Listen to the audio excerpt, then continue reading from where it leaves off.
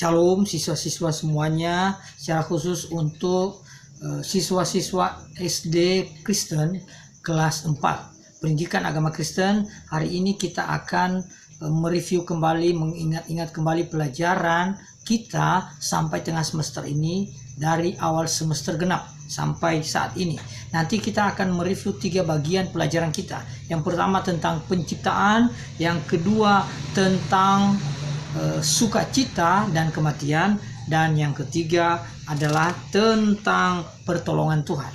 Nah, ada hal-hal yang umum yang Pak Guru pernah sampaikan dan Pak Guru ingatkan lagi. Yang pertama, kenapa kita disebut orang Kristen? Orang Kristen, kita disebut orang Kristen karena kita percaya kepada Tuhan Yesus Kristus. Nah, kitab suci yang kita pakai adalah Alkitab. Nah, ingat juga Pak Guru sudah beberapa kali menyampaikan apa itu yang disebut dengan gereja, ya? Apakah itu gedungnya? Apakah itu orang-orangnya? Apakah itu organisasi? Ya, sebenarnya kalau sesungguhnya memang gereja itu ada gedungnya, memang gereja itu ada organisasinya. Namun itu bukan yang sesungguhnya. Yang disebut gereja itu bukan organisasinya, bukan tempat ibadahnya, tetapi orang-orangnya. Jadi gereja itu adalah orang-orang percaya di dalam Tuhan Yesus Kristus. Ingat itu ya. Jadi ada beberapa hari besar untuk agama Kristen, ya. Ada hari Natal. Hari Natal apa? Untuk memperingati kelahiran Tuhan Yesus. Kalau Paskah, untuk memperingati hari kebangkitan Tuhan. Dan kalau Jumat Agung, itu untuk memperingati kematian. Nah, kalau turunannya Roh Kudus, apa itu? Itu hari Pentakosta. Itu diingat-ingatnya hari-hari besar untuk agama Kristen.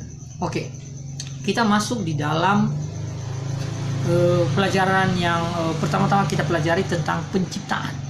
Tuhan menciptakan alam semesta dan semuanya termasuk manusia itu Tuhan ciptakan dalam 6 hari, ya. Tuhan ciptakan manusia pada hari yang ke-6, ya.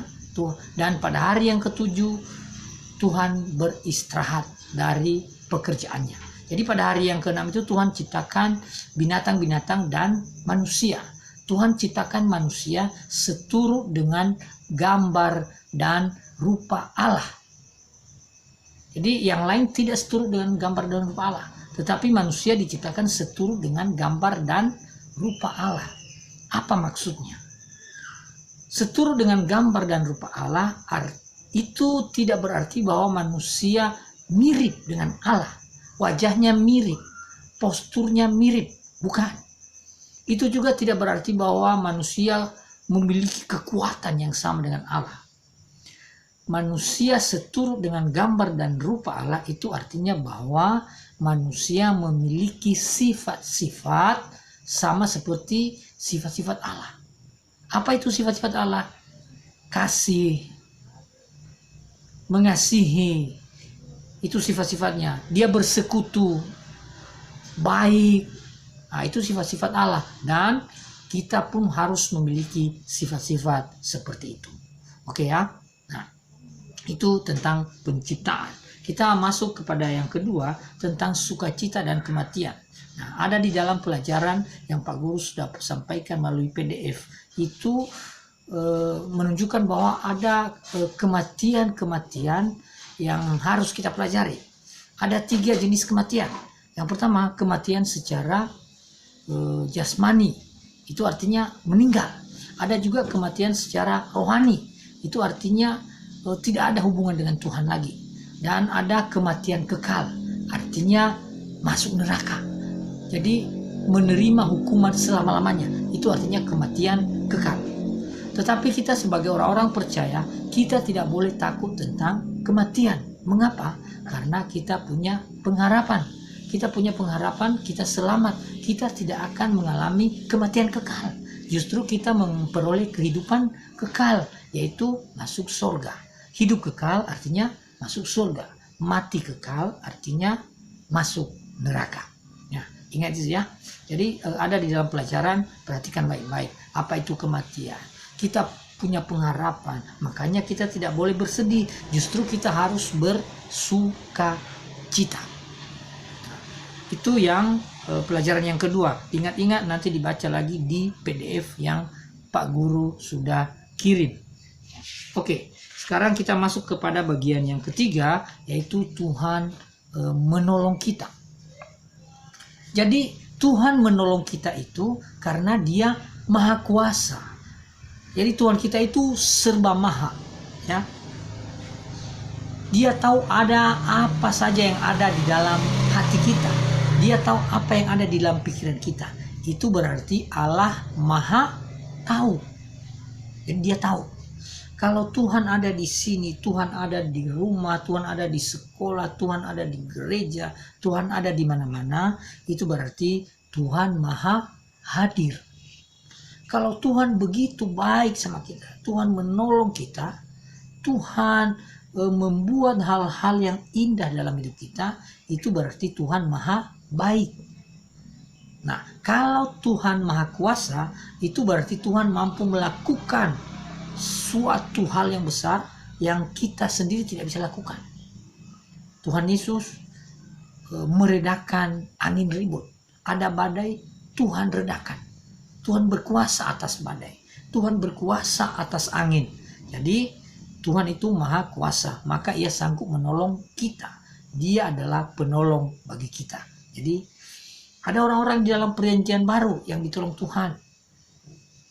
Ya, diredakan angin ribut, ya. Ada angin ribut. Murid-murid ketika mereka berada di perahu, di kapal, ada angin, ada ombak, tetapi Tuhan menolong mereka dengan cara Tuhan Yesus meredakan, menyuruh berhenti angin ribut, berhenti ombak, semuanya berhenti. Itu berarti Tuhan Maha Kuasa, Tuhan menolong kita.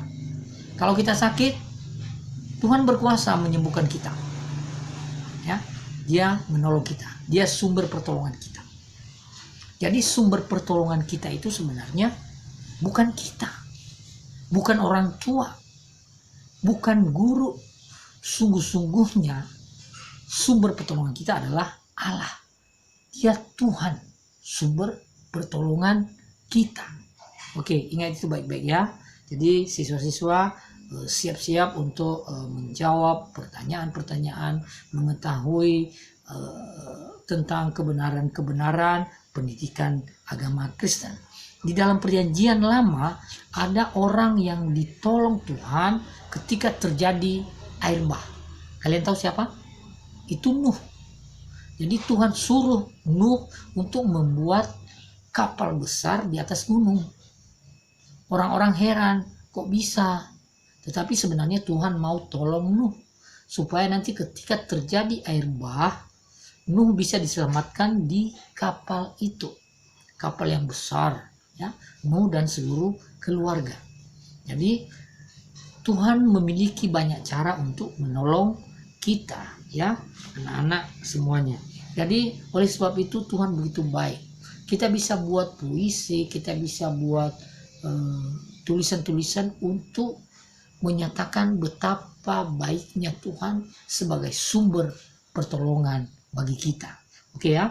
Jadi kalau Dia menolong kita melakukan hal-hal besar, itu berarti Tuhan Maha Kuasa. Ya. Oke. Apa lagi ya? Tuhan menolong kita. Tuhan Yesus menolong para murid dan Tuhan Yesus juga menolong kita pada masa kini. Salam dalam kasih Kristus anak-anak. Hari ini saya percaya kita semua dalam keadaan sehat, siap untuk melaksanakan pembelajaran berikutnya, siap menghadapi ujian. Mantap.